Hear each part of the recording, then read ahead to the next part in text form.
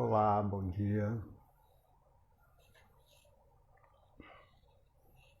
Vamos aguardar o Tiago entrar aqui.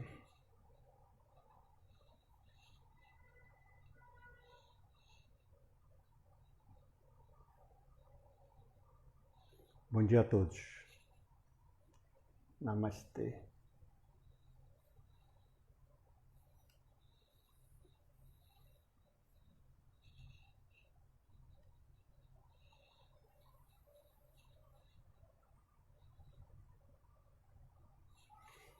Vamos só aguardar o Tiago chegar e as pessoas irem chegando também. Oi, Renata, que bom você estar aqui.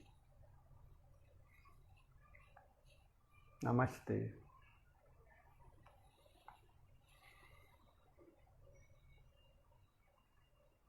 Bom dia, Simone, bom dia, Regina, bom dia, Glória. Que bom.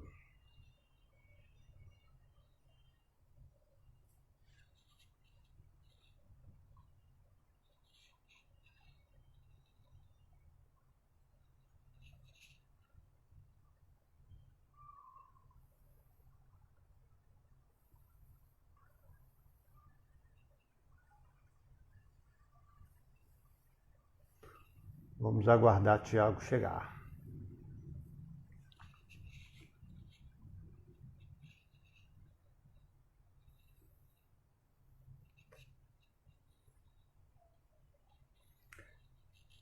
Então, esse foi um tema que nós trouxemos para o nosso papo com o Tiago, meditação focada na bondade amorosa, porque nós estamos há um pouco mais de 75 dias com certeza, porque eu uso um aplicativo para marcar o início e o fim da meditação, que é o que toca o sino. Ele hoje registra 75 dias de prática, 2 vezes ao dia, de domingo a domingo, 10h30 da manhã e 8h30 da noite. E nesses 75 dias, ou mais, eu acho que teve alguns dias que eu não usei o aplicativo, o foco da meditação foi amor e ternura. E amor e ternura, eu trouxe o tema amor e ternura como foco, por ser como base a meditação budista focada na bondade amorosa. Então acho que essa conversa, o olhar da neurociência para com a bondade amorosa, é porque muitas pesquisas da neurociência saem com monges budistas. E daí vem essa comprovação do valor da bondade amorosa. Vamos ver aqui se o Tiago já chegou.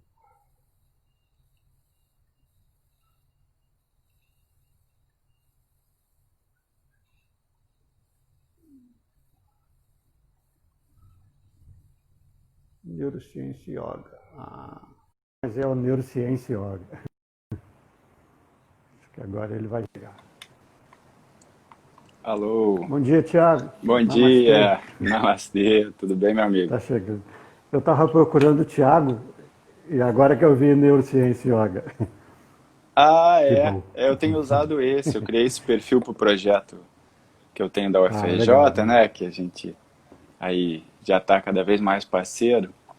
Então eu criei para poder separar um pouquinho, colocar ali a divulgação da... Tá falhando um pouco a sua conexão aí. É um projeto que busca parcerias. Ah, é? Sua Deixa conexão tá falhando um pouco aí.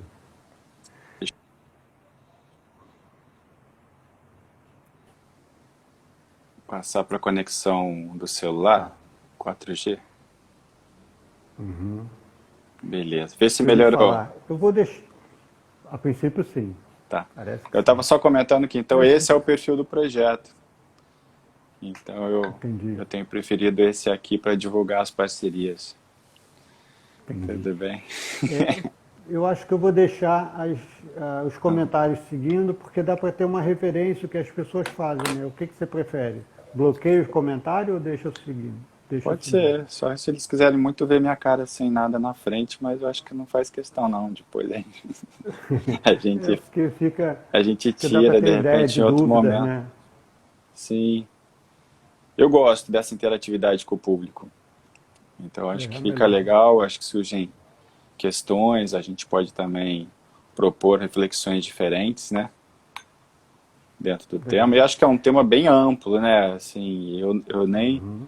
vim com uma coisa assim fechada dentro do que de falar dentro da ciência exatamente o desculpa, é que aqui eu estou Uhum. ajustando ainda a posição do Aí, celular sobre as tá, evidências, mas eu pensei muito numa conversa sobre tanto a sua experiência, né, na prática e no ensino do yoga, quanto a sua experiência também com pessoas como o professor Hermógenes e tantos outros, e a uhum. gente falar muito desse aspecto da bondade amorosa, que eu acho que se relaciona com a meditação, né, tanto do ponto de vista da tradição quanto do ponto de vista da ciência, que tem observado isso.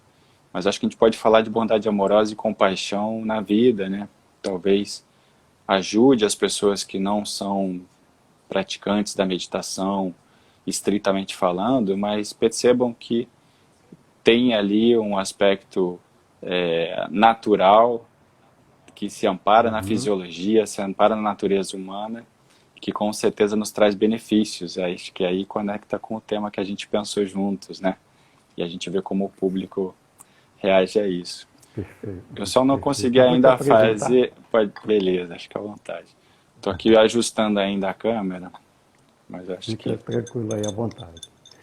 Então, bom dia a todos. Obrigado pela presença de todos.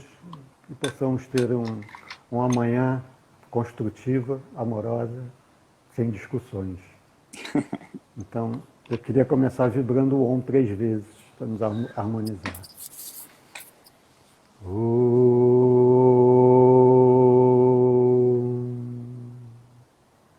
Om. Om. Que todos os seres possam ser felizes, possam viver em paz e tenham saúde. Então, eu queria apresentar o Tiago. Tiago Arruda Sanches. Ele é neurocientista PhD e professor da UFRJ. Em seu laboratório, estuda o comportamento humano usando neuroimagem, medidas cardíacas e testes cognitivos. Sua principal linha de pesquisa é a regulação emocional. Além das atividades científicas, ele tem um projeto social chamado Neurociência e Yoga, em prol da educação e saúde coletivas. Bom, o currículo dele é muito grande. Foi resumido do resumido do resumido, eu acho que foi também.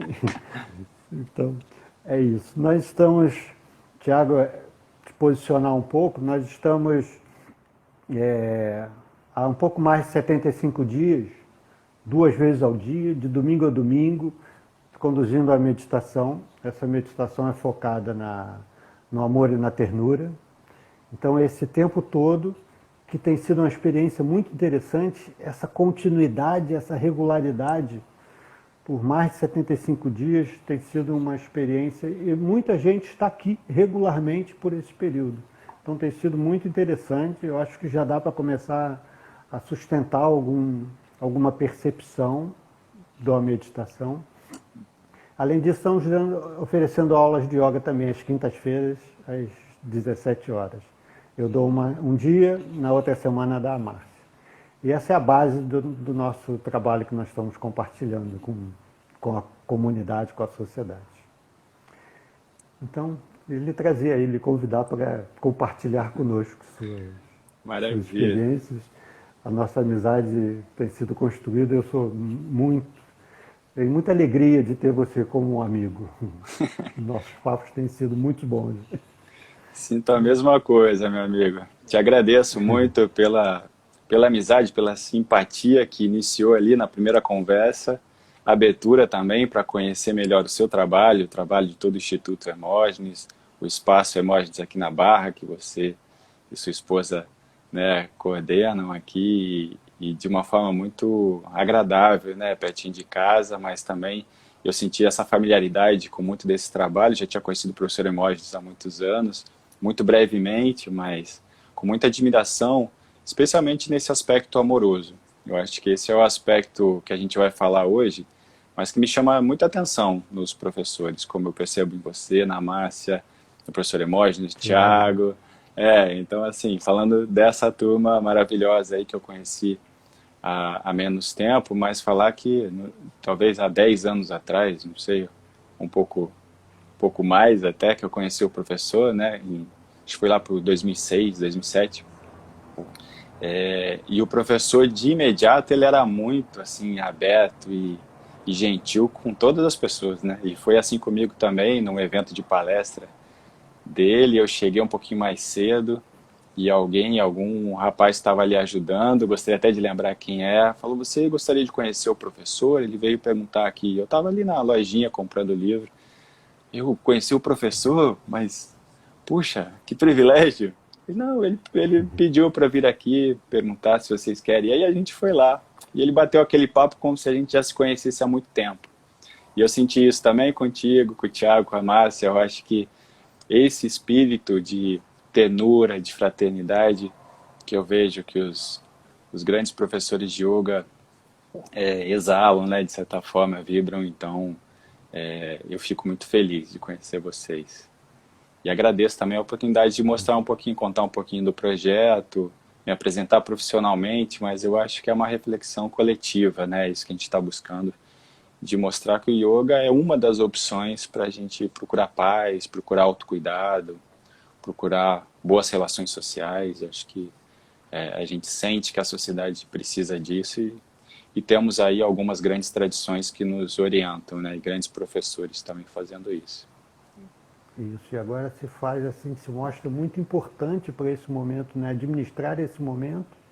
O yoga se mostra com uma importância significativa, né? A Sim. prática se faz muito necessário, importante para esse momento. Para sempre, né? Sempre. Mas nesse momento específico que nós estamos vivendo, que é um momento nunca vivido antes, né? Tem mostrado aí a importância das práticas. Muito bom. A Ana entrou, a filha do professor Hermógenes, deu um olá, eu tive o prazer de Sim. conhecê-la também, não mencionei o nome dela aqui, mas ela é um amor também, do mesmo modo que vocês. Então, e você mencionou isso, né, acho que o momento presente, e tem uns anos, talvez esse tempo que eu decidi não só fazer ciência e ensinar na UFRJ, mas abrir um campo de um contato mais próximo e imediato, unindo os saberes da ciência com uma interlocução comunitária mais ampla do que os alunos, são poucos alunos que a gente consegue atingir. Eu acho que o projeto social permite isso. E eu, né, decidi ir pelo yoga porque tem muito a ver com esse tema principal da pesquisa, que é a regulação emocional. A gente já vem estudando isso talvez nos últimos 3 séculos mais fortemente, compreendendo os mecanismos cerebrais da regulação emocional, as várias estratégias que levam a isso, mas isso muitas vezes fica no domínio da ciência. E também, há mais ou menos 3 décadas, começou a se crescer mais esses estudos de yoga e meditação. E aí eu cito mais a meditação porque houve uma adaptação que foi importante para facilitar o nosso trabalho científico com o mindfulness, né? Você citou que o mindfulness tem essa influência budista e que muitas dessas proposições de mindfulness estão ancoradas também nas tradições que usam a bondade amorosa, a compaixão, porque é parte da essência budista, né? Então, eu queria mencionar que há uns 3, 4 anos, quando eu decidi começar esse projeto, eu falava assim, poxa, seria tão bom, né, levar para mais pessoas e para pessoas que não têm um recurso financeiro, o yoga, a meditação, especialmente num país como o Brasil, né, que tem tanta desigualdade. E o yoga é algo de um conhecimento relacionado ao conhecimento popular, tradicional, tão antigo, mas no Ocidente ainda era muito restrito a, a uma certa elite que tinha condições de estudar com os grandes professores.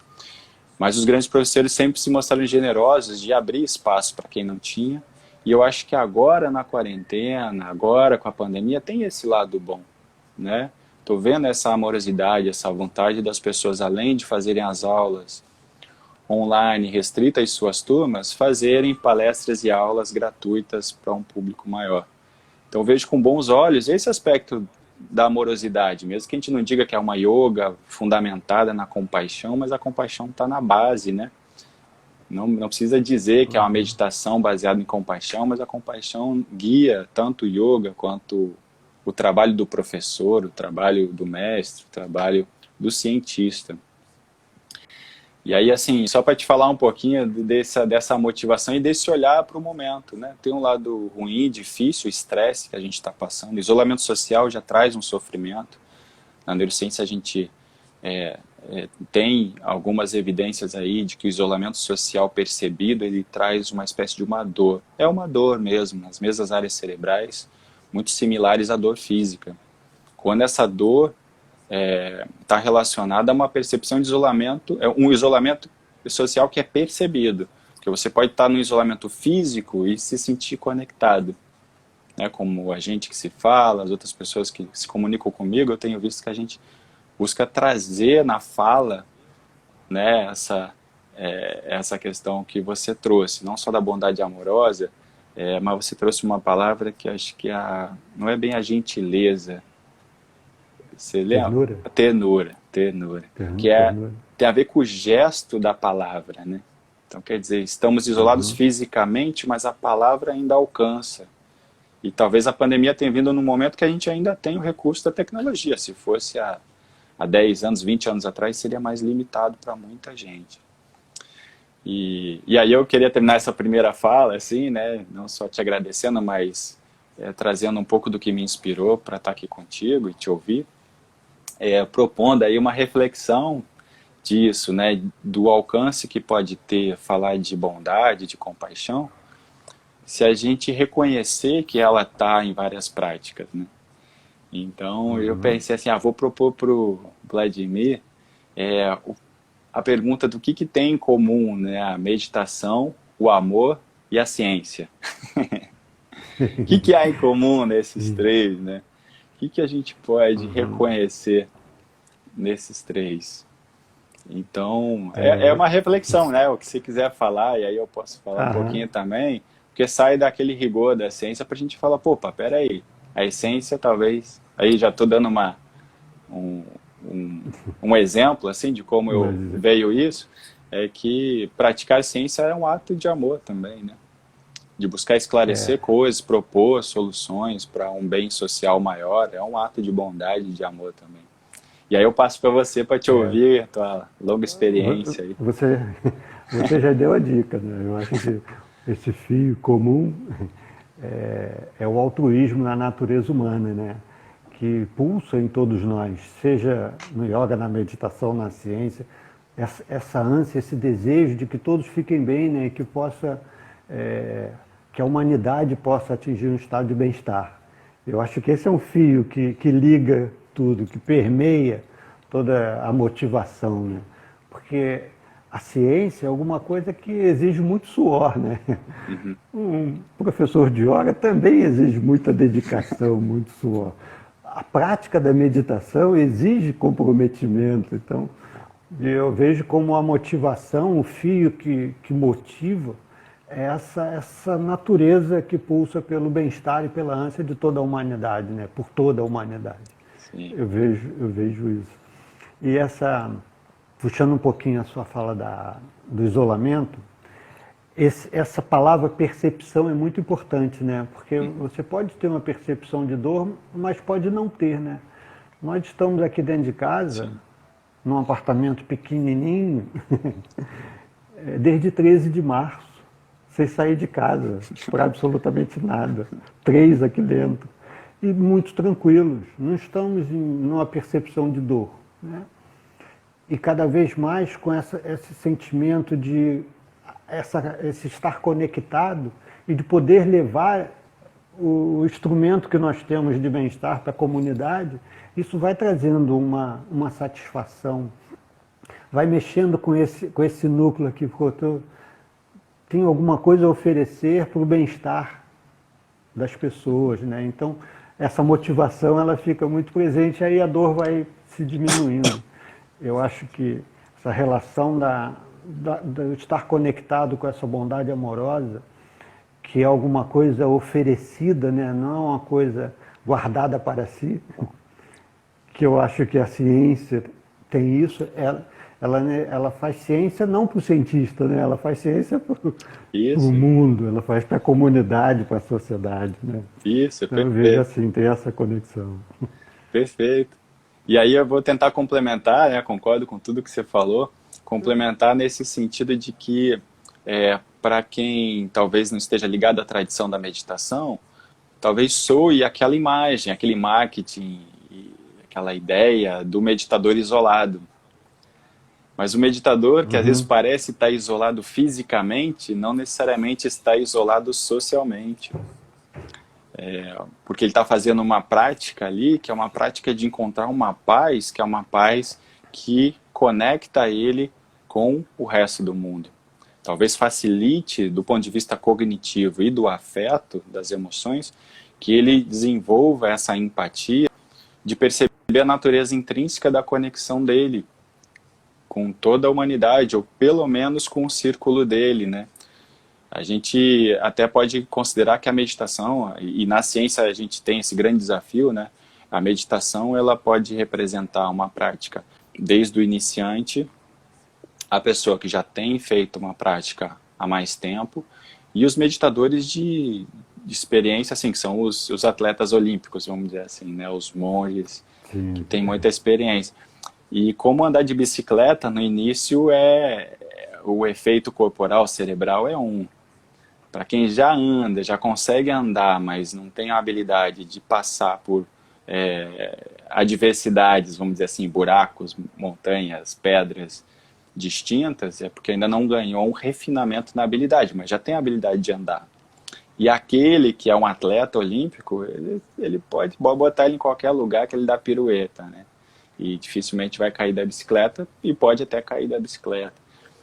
Então, desse ponto de vista, o meditador que está treinando, ele pode ser considerado de diversas formas, mas para quem está olhando de fora, pode parecer que ele está isolado. E de certa forma, a gente ouve falar que aquele sujeito que saiu para um retiro, mesmo a pessoa que não é uma meditadora do ponto de vista do yoga, mas se retirou para refletir, e essa reflexão talvez indique a essência da meditação, ela volta dizendo que ela se encontrou com as questões que ela tinha ali, que exigiram que ela se retirasse, que ela relaxasse, que ela se isolasse fisicamente. E aí ela volta dizendo, ai, que saudade, ai, consegui, né, amenizar o sofrimento que eu tinha, tô doido para conversar, te beijar, te abraçar. E que eu vejo que esse exemplo do isolamento, para o momento de hoje em dia, né, ele talvez reflita o que a gente espera no final do isolamento físico da pandemia, que a gente possa voltar a dialogar de perto, abraçar, beijar, especialmente o nosso círculo mais próximo, mas a gente percebeu que, mesmo pessoas que eu não conheço, eu quero estar perto, eu quero viajar, conhecer pessoas de culturas distintas, essa relação com o diferente que acontece nas Uhum. relações humanas, está também na prática da meditação, enquanto parte da prática que é se familiarizar com algo diferente ou algo que eu ainda não tenho tanta familiaridade. Então eu vejo isso muito parecido com a ciência. A gente escolher um objeto de pesquisa, usar o método científico, é isso que define ciência em relação a outros saberes, o método que eu vou usar para estudar aquilo, mas eu estudo de uma maneira que está implícito nesse método, que eu possa ter claridade e essa claridade possa também ser verificada por outras pessoas. É um método objetivo, né, que qualquer pessoa possa também sentir. E eu vejo que o yoga e a meditação têm essa similaridade. Ó, respire, coloque a atenção na respiração, desenvolva o foco da atenção, desenvolva o momento presente sem se ater aos pensamentos, volte quando o pensamento te levar para a divagação. Então existe um método e um método que outras pessoas possam reproduzir. Mas diante dessa ideia geral, existem técnicas e tradições que vão ter ênfase no mantra ou num exercício mais físico, como nos asanas do yoga, do Hatha Yoga, ou no budismo, o Vipassana, que você pode estar ali fazendo uma série de atividades e se mantendo no presente. E aí, do ponto de vista cognitivo, vão ter várias outras ferramentas. Eu só queria essa reflexão mesmo, assim, para a gente pensar, poxa, a ciência faz isso, e faz também por empatia e conexão com as outras pessoas, por um princípio de bondade, como é o exercício da meditação, mas que às vezes parece um isolamento. O cientista está lá no laboratório isolado, ou o meditador está lá no laboratório isolado. Mas esse amor permeia a prática, né? No modo de, né? Faz sentido? O que você acha? Sem dúvida. Claro que faz sentido, sem dúvida. E aí, eu queria te dizer que, eu já te falei isso algumas vezes, esse é um diferencial seu, né? Eu gosto de usar que você ultrapassou os muros da universidade e você diz que não tem muros. Não, mas é assim, o pesquisador, o cientista, o PhD, que vem à sociedade, né, vem à comunidade nessa interação e nessa percepção, tem um olhar um pouco diferenciado, né? Então, quando você se vê interligado no laboratório, igual como o meditador que está na caverna meditando, isso é lindo, é um olhar lindo, né? E é isso mesmo, né? Esse coração que pulsa, esse amor que está presente no cientista, é real, né?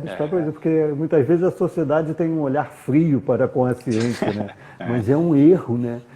E você traz de uma maneira bem amorosa e bem bonita essa percepção, né? Não, está lá dentro do laboratório pulsando em amor, né?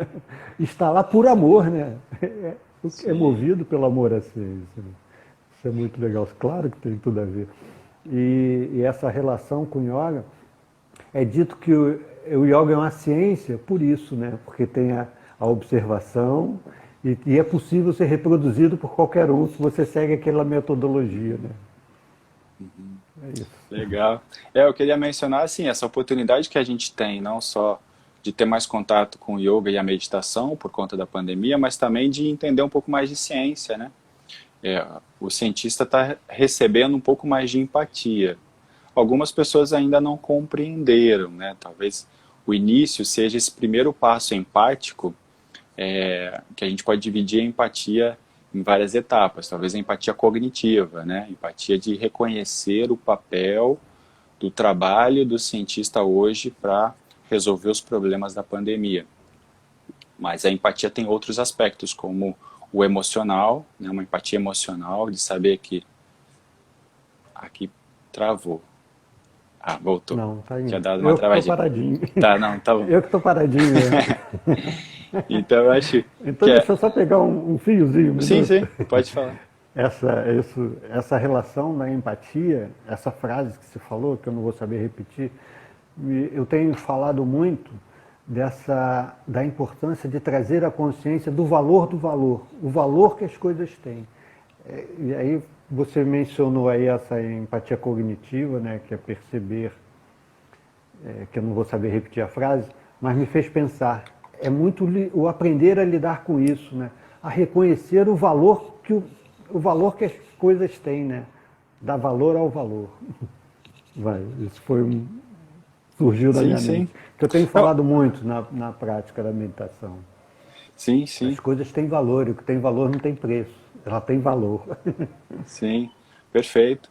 E eu acho que essa é a essência da empatia, mas a gente até conversou quando a gente estava pensando no tema, né? Um tema para orientar a nossa conversa aqui com o público, que é o fato da empatia e da compaixão poderem ser aprendidas. Então, se a gente está falando de ciência, a ciência está falando de algo que pode ser aprendido, pode ser reproduzido, e é algo que está sempre em desenvolvimento. Não existe uma verdade absoluta. A ciência nunca vai falar sobre uma verdade absoluta. Por quê? Porque as verdades, elas são, de certa forma, aperfeiçoadas. E até o que eu gosto de trazer do ponto de vista da filosofia da ciência, né, o aspecto epistemológico da ciência, é que quanto mais a gente descobre, sabe sobre algo, a gente aumenta não só a fronteira do conhecimento, Mas como ela é uma fronteira com o desconhecido. Então, quanto mais eu sei que nada sei, né? Assim, mais eu percebo o desconhecido. Então, é como imaginar uma criança que no início, para ela, conhecer sobre o próprio corpo e a relação dela com a mãe, com o pai, já é um universo, né? E aos poucos ela percebe que ela pode conhecer mais sobre o corpo, dominar e regular as funções vitais ali relacionadas à defecação, regurgitação, vômito, enfim, o choro. E quer dizer, e isso se constrói na relação com os pais também. E está na fonte do desenvolvimento. Mas imagina que a criança maior ou adolescente começam a ter uma vida social com outras pessoas. E isso dá a ela a possibilidade de conhecer mais. Mas também ela vai descobrindo o quanto que ela não sabe. E ela fica naquela ânsia de ser livre. E aí na liberdade ela vai saber mais, mas ela também aos poucos percebe que cada vez ela também se defronta com um desconhecido novo. E a ciência é muito isso, né? Então eu acho que esse aspecto da ciência é muito comum também, a questão do aprender sobre a empatia, né? Porque fala que empatia é algo inato, é dizer, então tá, nasceu com empatia ou nasceu com uma psicopatia, sei lá, um problema relacionado à empatia? Não, não acho que é assim. Eu acho que talvez existam alguns fatores, tanto genéticos quanto ambientais, ligados à primeira infância, que levam a alguma doença do ponto de vista psicológico, psiquiátrico, com ordem empática, mas eu acho que a nossa sociedade sempre alimentou a empatia como a base do conhecimento e da inteligência. Porque é a relação da mãe com o filho, é o amor. E essa relação não é só a mãe dando amor, é uma relação empática de um ensinar. Eu acho que a prática do professor, da professora mãe, do professor pai, e depois da tia, do tio, dos professores da escola, e depois a gente pode falar sobre os outros, e aí eu acho que o médico é um professor, que não só te cura ou te ajuda na sua cura, mas que te orienta para você não voltar a ter problemas, a você se cuidar em casa. O aspecto do autocuidado que o médico te dá orientação. E o cientista faz isso também, numa escala mais ampla, inclusive dando certas orientações, até mesmo na conduta médica, se for um cientista na área médica. E a gente vê isso com a pandemia, né? O médico não vai tomar uma decisão sem um amparo, orientação científica de quem está vendo a questão do risco, de ações que possam minimizar, né, o espalhamento da epidemia. Então veja que o fator aprendizado é amor, mas é ensinado, né? É ensinado. E aí a gente pode falar daquelas coisas mais básicas ensinadas, como a ternura que você falou. E aí o exemplo da ternura, eu queria devolver para você, porque eu sei que você tem isso. E o que eu queria te pedir é que você falasse não só dessa ternura na fala, que eu sei que você tem, mas a ternura no gesto. Até nas aulas de yoga que eu já fiz as suas aulas, né? A maneira com que você conduz de uma postura do asana para outra, do não fazer não faz muito esforço. Procure, né, ir para a postura sem criar uma violência contra o seu próprio corpo, né? A respiração. Então, eu vejo que a ternura, ela é um meio de ensinar na sutileza esse caminho da empatia com a autoempatia, né, o autocompaixão e na relação com ensinar o outro também a ser cuidadoso nos detalhes, né? Aí eu queria passar a bola para você para falar sobre isso no aspecto da fala e do corpo, né? Que a gente consegue ensinar isso de pouquinho em pouquinho. Sim. Alguém pediu se você pode abaixar um pouquinho seu celular para aparecer melhor seu rosto. Ah, tá. Eu tô aqui tentando sempre. Aí, é que eu botei aí aqui ficou num bonito. vaso. Eu botei num vasinho aqui para eu não rosto precisar bonito, mexer. escondido, o pessoal não está gostando, não. Mas o escrito ali já está falando. É o sorriso, é o sorriso. Beleza. É o sorriso que todo mundo quer contemplar. E é muito bom ver muitos amigos aí, ó, a Gabriela, querida. E aí, eu queria te ouvir Então, sobre eu acho isso. que Eu acho que isso já é um pouco de ternura, né? Pedir para você mostrar seu sorriso, eu acho que é falar um Vou até pouco de ternura. me aproximar um pouco. Ficou ótimo, tá muito bom. É, é, eu acho que a ternura precisa permear, né? Mas essa ideia de que pode ser aprendido é muito importante que chegue a um número grande de pessoas, né? Porque fica parecendo que eu tenho ou não tenho ternura, eu sou amoroso ou não sou amoroso. Não, todo mundo é, mas talvez você precise treinar e reconhecer isso e elaborar. Todo mundo pode aprender a andar de bicicleta. Uns vão ter mais dificuldade, outros menos. E você, depois de aprender, você ainda pode aperfeiçoar, né? Então, eu acho que a sala de aula de yoga, você dando aula de yoga, o aluno frequentando uma sala de aula, é um lugar onde se tem a oportunidade de treinar isso, né? Porque já é indicação de Patanjali que a postura deve ser estável e confortável. Então, o elemento conforto já é um exercício de você. Só você pode reconhecer o que é confortável para você. Então, só você pode reconhecer de que forma você pode ser mais suave com você e acaba sendo com as outras pessoas, né? E aí essa coisa de ser meigo começa a ser um exercício, né? Eu gosto muito de trazer o exercício da gratidão e o exercício da gentileza, né? Que é gentileza que é muito falado aí, gentileza para gentileza, mas quando você começa a exercitar, abre a porta do elevador e deixa o outro passar, né? Deixa o cara te dar uma fechada, você deixa ele embora e começa a exercitar essa gentileza com aquilo que te é amargo, ser doce com aquilo, que você começa a treinar, a aprender um pouquinho, né? A ternura. E eu trouxe a ideia do amor e da ternura, porque o amor muitas vezes fica num campo assim, no intangível, né? Mas a ternura é mais uma ação, né? Mais uma atitude de Sim. você, diante das pessoas, diante das situações, você ser um pouco mais suave, um pouco mais acolhedor, né? Acolher as situações. Então eu Sim. vejo a ternura assim como sendo um instrumento de exercício mesmo. A gatinha está aqui derrubando. Tranquilo. Não, muito legal isso que você falou. Desculpa, você quer continuar? Então, tá bem. A gentileza, né? Então, são detalhes. Assim, eu queria continuar naquele raciocínio dos tipos de empatia que a gente mencionou antes, você complementou, né?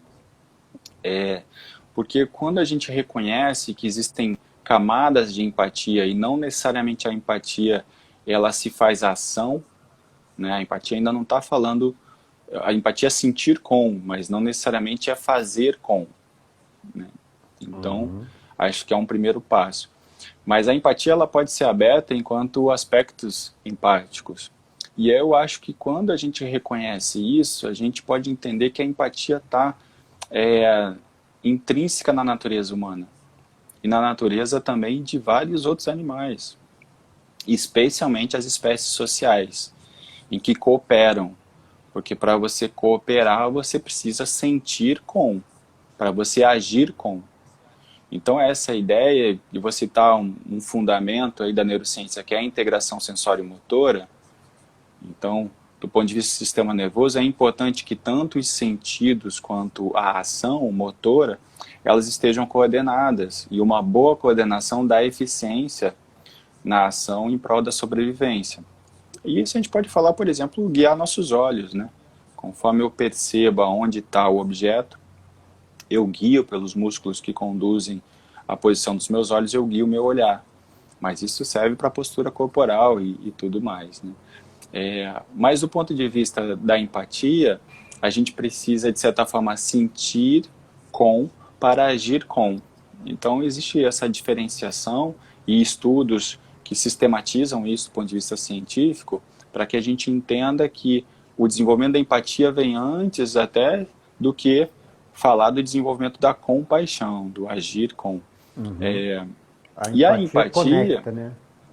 isso, porque você percebe. Só que aí você pode ficar imobilizado, porque você pode não ter repertório ainda.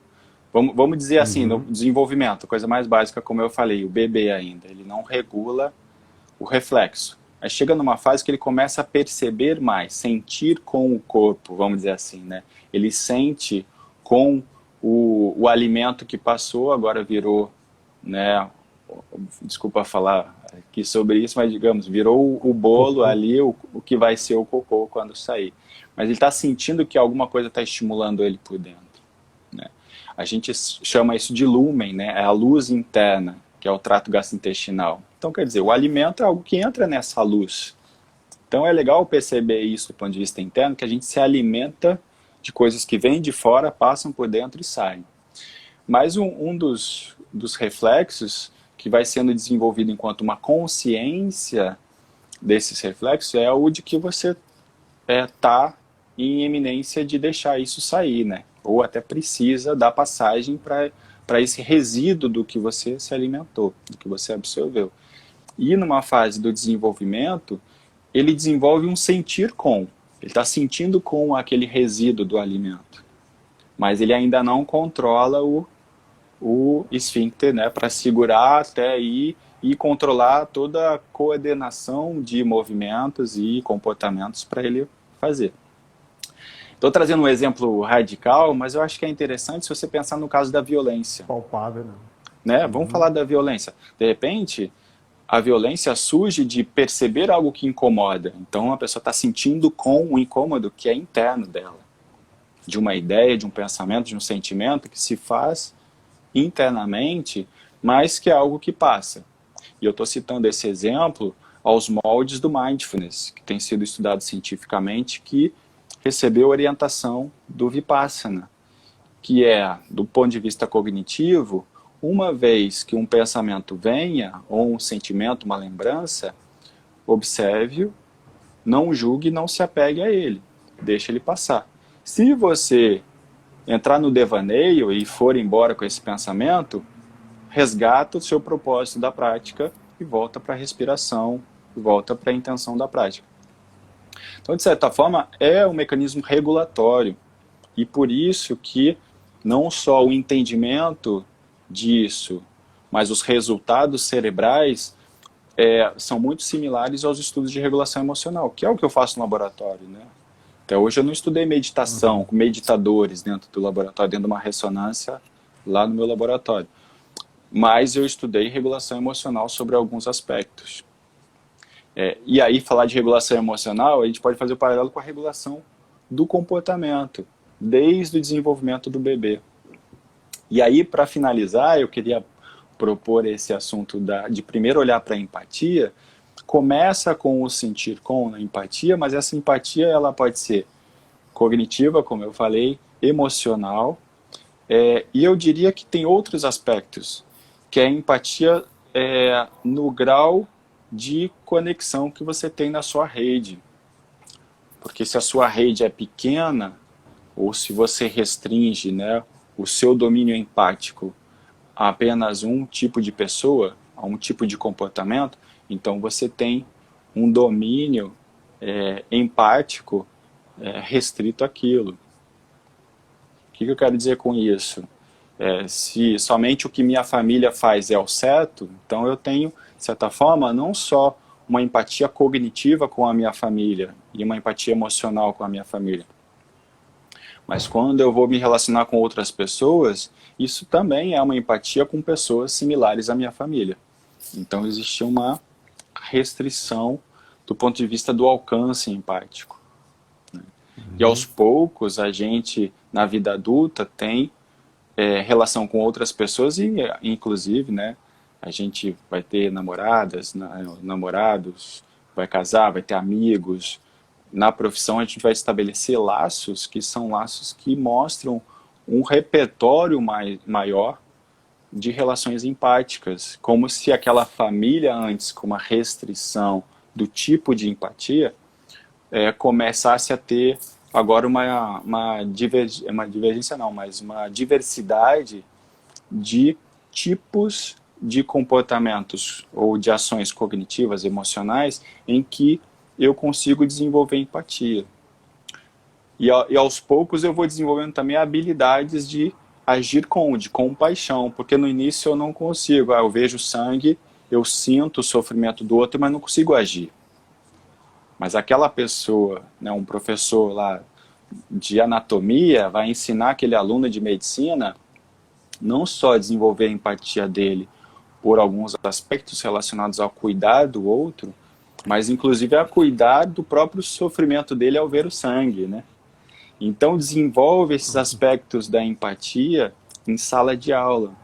Opa, eu preciso primeiro ter uma autocompaixão e uma autoempatia dentro de uma diversidade. Como eu vou ajudar um outro sendo médico se eu ainda não consigo ver sangue e cuidar de alguém que possa estar sangrando? Então veja que assim como o médico aprende, o psicólogo ele precisa aprender que também é uma diversidade, né? Lidar com pessoas que se comportam das mais variadas formas. E o professor, em sala de aula, ele precisa ter uma habilidade talvez ainda mais diversa de lidar com todo tipo de comportamento. E ainda assim, na essência, trabalhar uma empatia com diversidade para que cada pessoa vire um profissional e siga a sua vida. Então eu falo disso só para a gente refletir sobre os tipos de empatia e os domínios e a diversidade que essa empatia pode alcançar e que isso passa pelo aprendizado, pelo ensino, né? Uhum. O que Muito você bom. acha?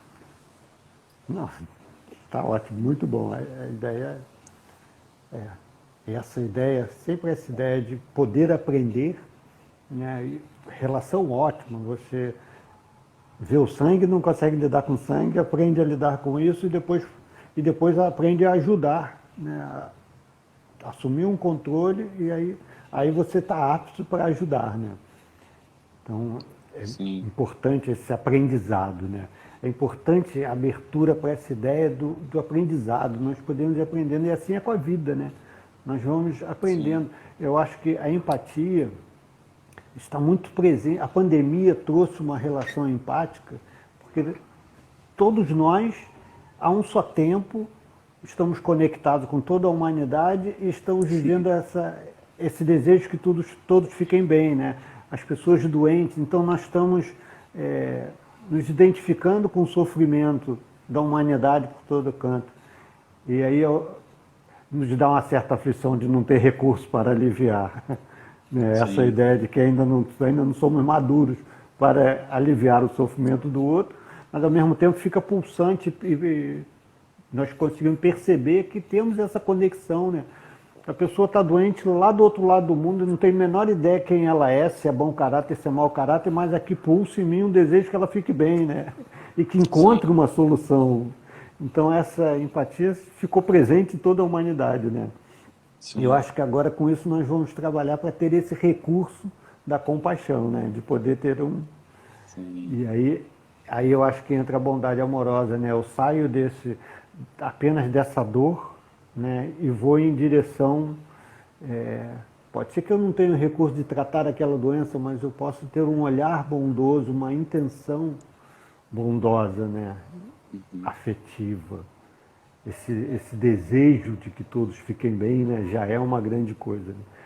Porque o que se vê, assim, não sei se posso dizer na humanidade, que a indiferença humana ela ficou imperando nas nossas relações, né?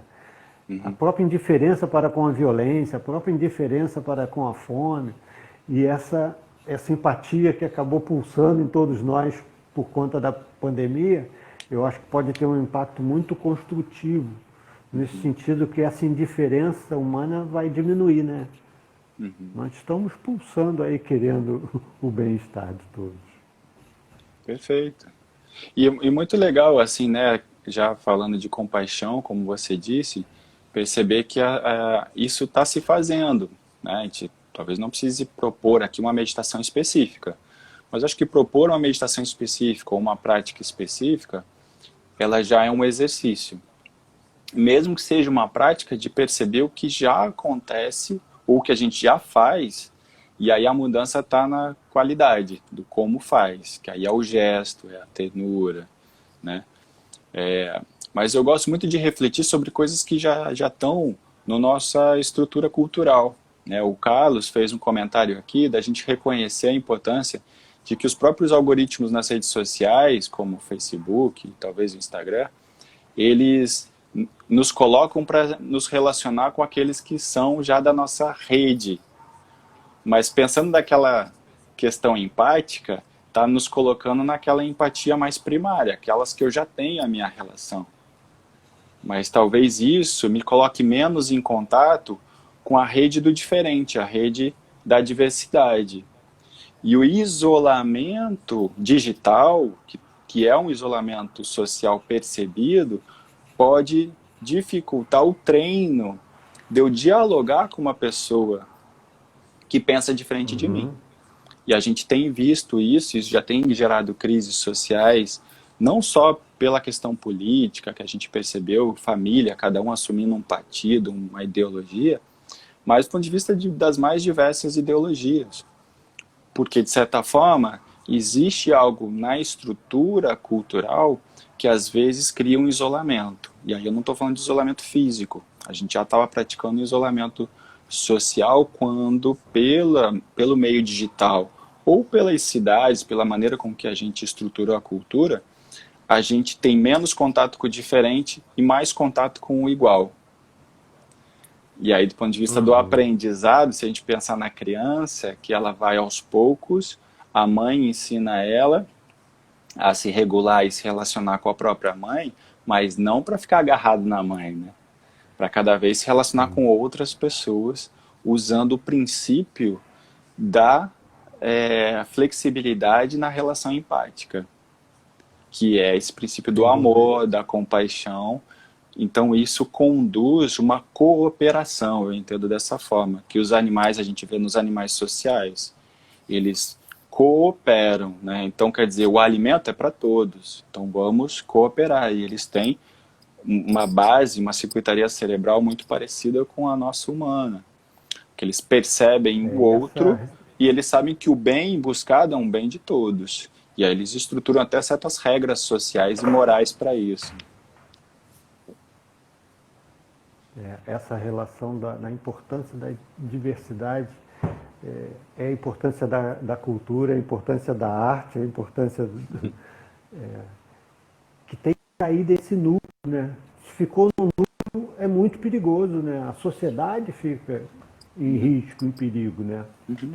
É muito importante refletir sobre esse aspecto.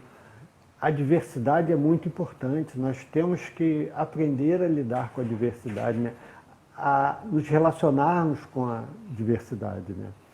Essa conexão, estar no contato digital pode possibilitar isso, mas também pode favorecer para o fechamento, né? A própria ele saiu do ar. Tô aqui, tô te ouvindo. Só a Ah, tá imagem que aí? travou. Apareceu. É, Ah, não. Acho que todos estão ouvindo. É, eu perdi o raciocínio, eu estava falando. A própria mídia na internet, ela te direciona para dentro dos seus interesses, né? Então nós precisamos ter consciência disso, que nós não podemos ficar dentro do mundo que nós vivemos. Temos que explorar outros mundos e o diferente, né? Assim é necessário. O ser humano tem essa possibilidade, né? E aí nós vamos ter uma capacidade maior de cooperar, colaborar, né? Não só dentro sim, daquilo que está no campo do meu interesse, do campo da minha crença, né? É importante ampliar as relações, né? Lidar com o diferente. sim. Faltam 5 minutos, Tá bom. tá? Faltam Legal. 5 minutos Eu acho que para então acabar. no 5 a gente podia voltar para a questão da prática, né? Ou sugestão das práticas. Eu acho que muitas pessoas que vieram talvez já pratiquem ou já tenham alguma familiaridade com a prática da meditação. A gente falou de alguns aspectos aqui, mas eu queria propor isso, né? Acho que aí você tem bastante experiência, muito mais do que eu aí ensinando sobre a prática, especialmente na quarentena. Eu queria Eu propor vou. é, essa. Oi, deu uma travadinha aqui na bateria aqui no final também. Eu queria propor justamente a reflexão da dessa proposta de cooperação dentro da compaixão, em cima do que poderia ser uma meditação de bondade amorosa, que eu acho que eu vou deixar para você falar sobre essa prática, mas com a lembrança e o insight, né, de que estamos todos conectados. Então, reconhecer a interconexão de todas as coisas, não estou falando só dos seres humanos ou de uma classe de seres humanos, tudo está interconectado. E, de certa forma, quando a gente acha que estamos no controle de algo, ou que estamos dentro de um sistema isolado, e aí eu abro parênteses aqui para mencionar uma das perguntas de como que o cientista lida, né, com o próprio ego, com as armadilhas do ego. Eu acho que lida como qualquer ser humano.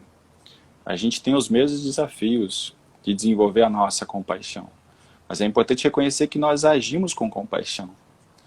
Então eu vejo, né, no meu mestre, né, Orlando Cane, aqui no Rio de Janeiro, que tive essa oportunidade de me aproximar e aprender yoga, bioginástica com ele, tenho com os outros professores que não deixam de ser também meus mestres no yoga, mas também na ciência, o reconhecimento dessa relação de gentileza, de amor, de troca. E aí eu acho que entender a interconectividade nos permite até mesmo com o diferente e com aquele que talvez na adversidade seja a adversidade, assim como um terreno esburacado para o aprendiz de bicicleta, seja um meio também para eu aprender. Aprender não só a ser mais empático, mais compassivo, mas aprender que eu sou dependente dele também. Então, às vezes, eu estou sofrendo no meu sofrimento por algo que alguém me agrediu. Mas enquanto eu continuar a remoer isso, eu não perdoo ele. E ao não perdoar ele, eu estou me agredindo e não me libertar desse sofrimento interno. Já que o exercício é reconhecer que a mágoa e o sofrimento é pouco alimentada pelo causador do evento inicial e um pouco é alimentada e reforçada por mim, que quer uma maneira de perdoar e me livrar. E aí, se a gente exagerar, o sujeito que não perdoa é aquele que ele quer a morte, ou quer a pena, né, a prisão perpétua daquele outro indivíduo. Mas talvez se aquele indivíduo morrer ou tiver a prisão perpétua, ainda assim, esse sujeito continue com a mágoa. E ele ainda é o carcereiro dele mesmo, né? Então veja que essa interdependência ocorre na mente, não só nas ações. E ocorre no tempo, então a gente pode aprender com o tempo várias estratégias para isso. Então eu queria te passar, porque eu sei que você tem, na sutileza da prática, falar sobre meditação da bondade para as pessoas aí. E eu me despeço na minha fala aqui agradecendo a oportunidade. Praticamente nós estamos acabando. Eu queria trazer que tudo que eu vejo, que eu sinto com relação à bondade amorosa, eu vejo o professor Hermógenes. O exemplo, eu tive a oportunidade de conviver com o professor Hermógenes, foi um exemplo vivo de uma pessoa sem preconceitos, de uma pessoa onde a diversidade estava presente naquela mente, uma pessoa que vivia a bondade amorosa, a compaixão, o tempo todo. E ele ainda falava, você me falou, falando aqui da prisão, do perdoar, e ele falava, nós precisamos chegar a um tempo, 28 segundos, a um tempo de inofendibilidade, nós precisamos atingir um estado de inofendibilidade. E aí nós vamos encerrar, porque vai fechar aqui. Eu queria dar um namastê e agradecer muito por esse papo e que possamos ter em breve outros encontros. Conte comigo, gratidão, sempre. acho que foi muito bom e ter sempre sua presença, conversar com você é sempre muito bom.